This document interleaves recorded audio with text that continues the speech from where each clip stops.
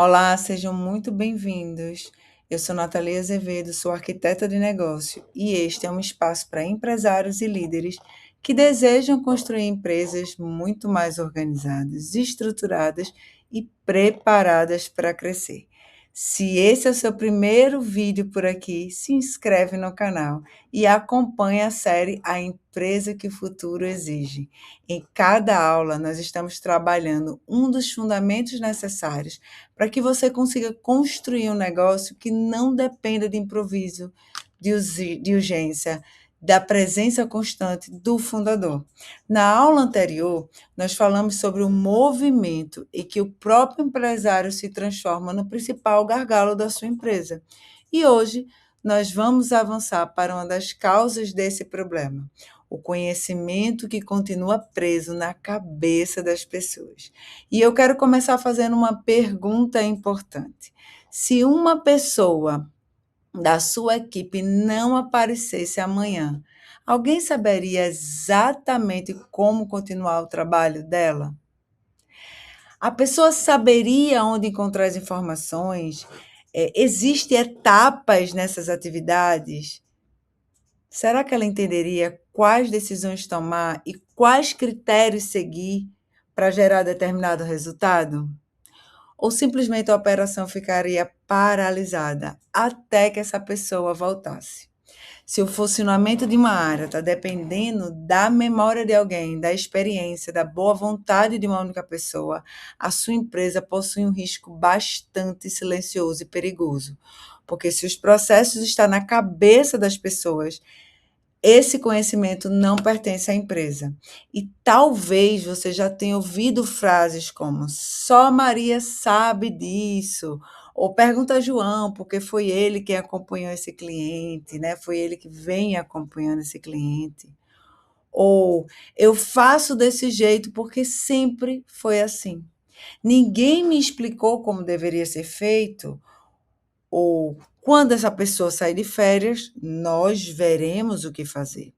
Essas frases aparecem normais dentro da rotina e de um contexto, mas revelam uma empresa dependente de um conhecimento informal. E essa dependência ela vai te gerar consequências. A mesma atividade é executada de maneiras diferentes. Informações importantes se perdem, erros se repetem. O treinamento de novos colaboradores demora muito mais do que deveria. Os clientes recebem experiências diferentes e as decisões dependem sempre das mesmas pessoas. O empresário precisa entrar constantemente na operação para responder perguntas, corrigir falhas e resolver situações que já deveriam ter um direcionamento claro. É nesse ponto que muitas empresas confundem experiência com processo.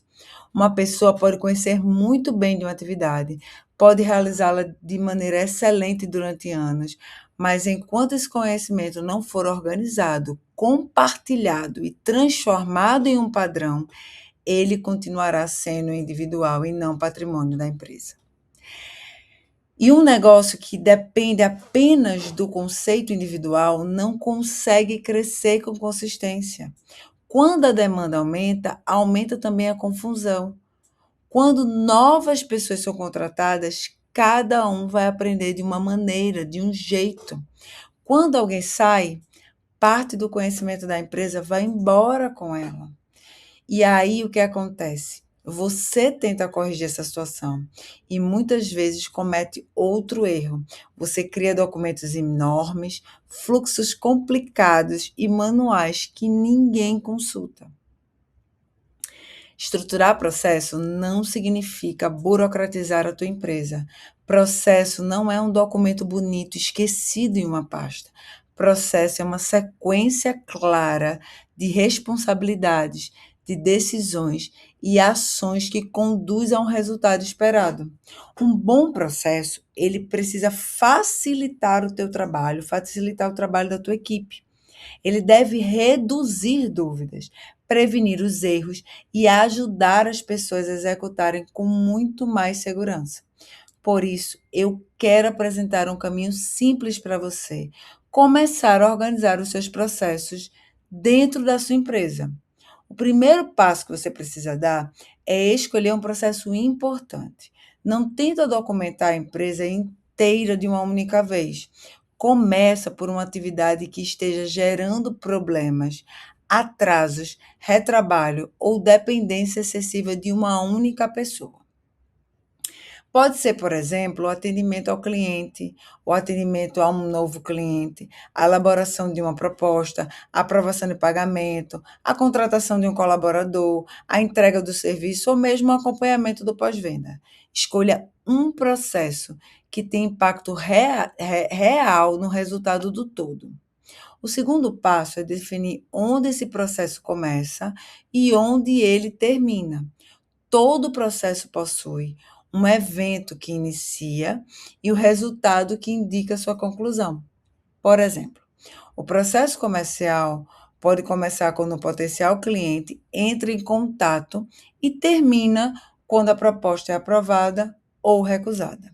Um processo de integração de um novo colaborador pode começar quando a contratação é confirmada e terminar quando essa pessoa conclui o período inicial e está preparada para exercer essa sua nova função.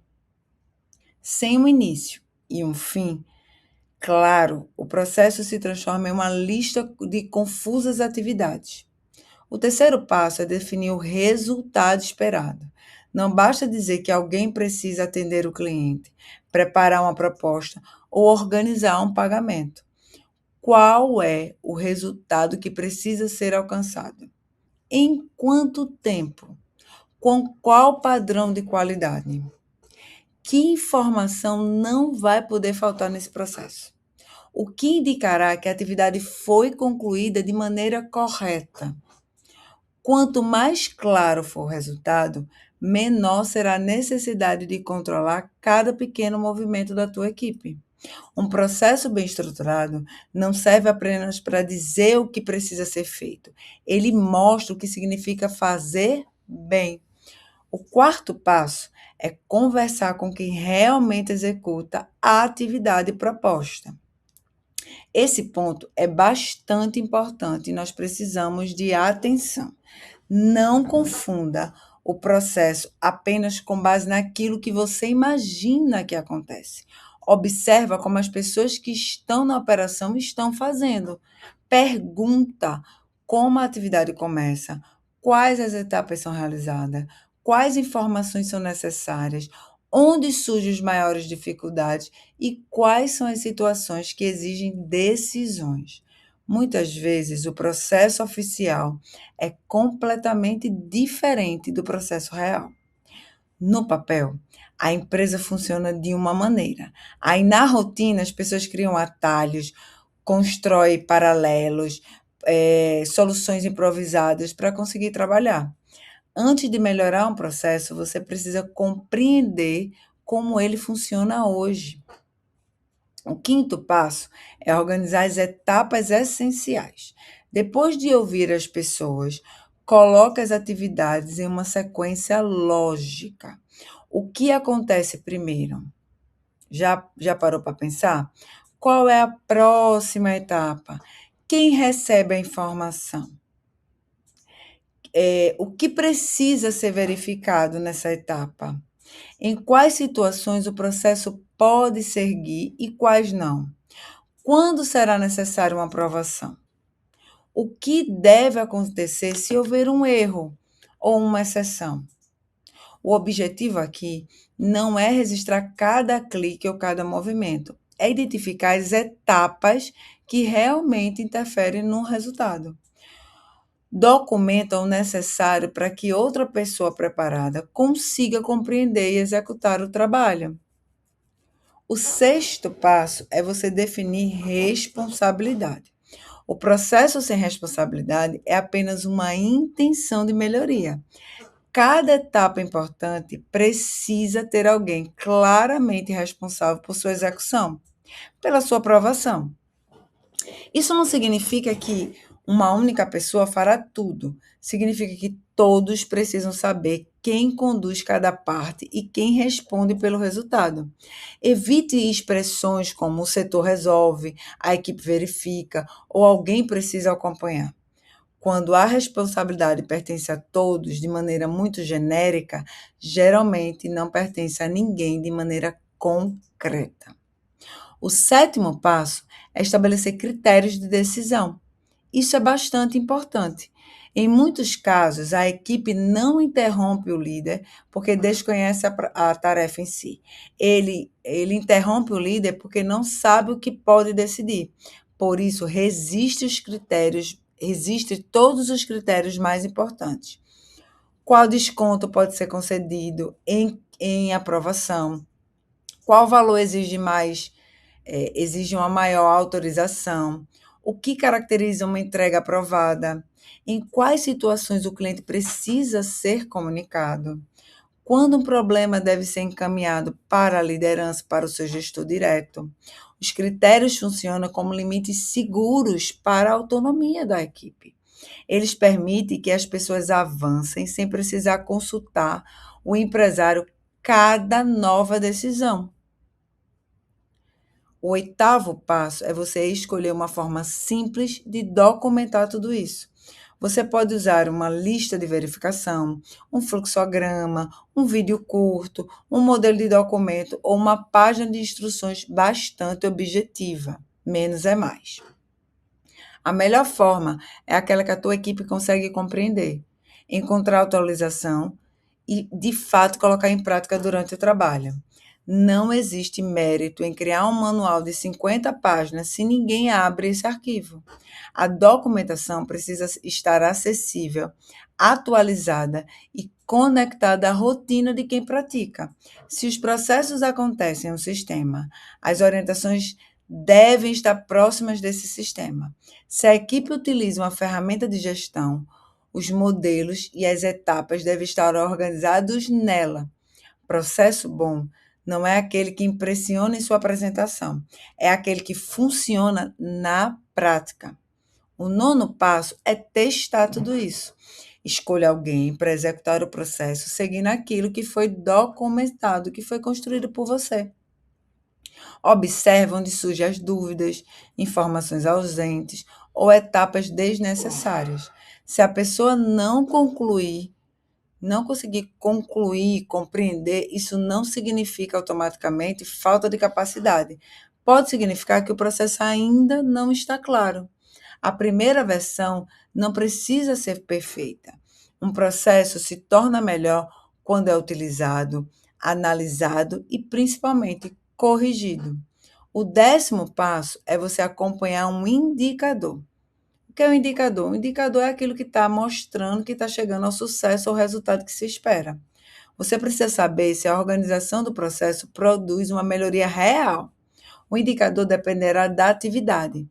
Então, por exemplo, pode ser o tempo de execução, a qualidade de erros, o número de retrabalho, o prazo de resposta ao cliente, a taxa de conversão, o custo da operação ou o nível de satisfação. Sem o indicador, você não terá a sensação de que o processo melhorou. Com o indicador, você pode avaliar o resultado e tomar decisões muito mais inteligentes e assertivas. Agora eu quero te propor um exercício prático. Escolha um processo que hoje esteja gerando dependência, atraso ou confusão na sua empresa. Em uma única página, você precisa responder como esse processo começa, qual é o resultado esse processo precisa entregar, quais são as etapas essenciais na execução desse processo, quem é o responsável por cada etapa, quais os critérios orientam as decisões, quais situações precisam de aprovação e qual o indicador mostrará se o processo está funcionando ou não. Comece de maneira simples. Você não precisa organizar toda a empresa nesta semana, mas precisa começar a transformar conhecimento individual em capacidade organizacional. Quando um processo está claro, o treinamento vai se tornar possível. A equipe trabalha com mais segurança, os erros diminuem, as decisões deixam de depender de uma única pessoa, e tudo isso faz com que o empresário consiga acompanhar o resultado sem precisar controlar cada detalhe da execução. Mas existe um alerta importante em tudo isso. Documentar um processo não garante que ele seja seguido. Você pode construir um excelente fluxo, definir todas as etapas, registrar os critérios e ainda assim a execução continuar falhando se as pessoas não souberem claramente pelo que são responsáveis. E por isso que processo e responsabilidade precisam caminhar juntos. Na próxima aula, nós vamos falar sobre como definir papéis e responsabilidades dentro da empresa. Vamos entender por que algumas tarefas ficam abandonadas, porque outras são realizadas, e essa realização é feita por várias pessoas ao mesmo tempo, porque tantos conflitos começam com uma frase aparentemente simples. Eu achei que isso era responsabilidade de outra pessoa. Eu vou mostrar para você como organizar funções, resultados e nível de decisão para que cada integrante da equipe saiba o que precisa entregar, o que pode decidir e por quais resultados será responsabilizado. Então, inscreva-se no canal, ative as notificações para acompanhar a próxima aula, a empresa que o futuro exige, e antes de encerrar, nos escreve aqui no comentário qual processo da sua empresa ainda está apenas na cabeça de alguém ou na sua. Se essa aula te ajudou, compartilhe o vídeo com outras pessoas. Empresários que desejam se organizar e organizar sua empresa sem burocracia. Lembre-se, conhecimento individual pode resolver um problema hoje, mas somente o conhecimento transformado em processo vai construir uma empresa capaz de crescer com consistência. Uma empresa estruturada não depende de pessoas que guardam todas as respostas. Você precisa construir processos que permitem que pessoas certas encontrem as respostas e, com isso, assuma a responsabilidade e entregue os resultados que você precisa. Nos vemos na próxima aula. Que Deus abençoe a tua vida, a tua família, a tua empresa e que tu tenha um olhar assertivo, claro, sobre o que deve fazer, quando deve fazer. É uma honra te servir e eu te vejo na próxima aula.